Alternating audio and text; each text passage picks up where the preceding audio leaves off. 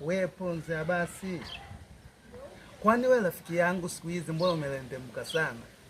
Kwa sababu mambo niliongea mimi na wewe imekuwa kuwaje, ameyapata mkeo.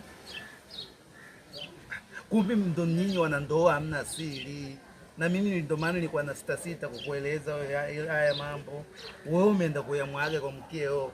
Sasa naonekana mimi oobi nikipita kwa shemeji pale anafanya kuninyali. Kwa nini anafanya kuninyali? Kwa sababu wewe ndo leo haribu hayo mambo.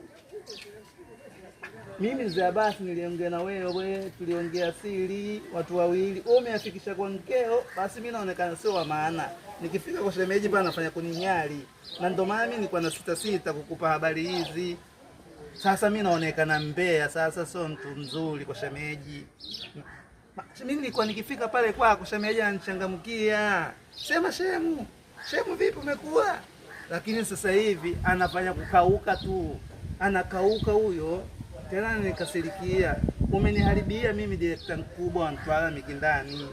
Na yule mimi alikuwa anajua na asifia kazi zangu.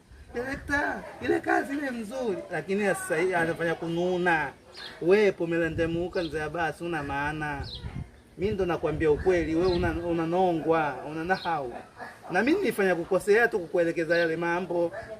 Kwa sababu mimi nilikwambia wewe kama rafiki yangu, lakini wewe ukuwa na haja ya kumwambia mkeo haya mambo.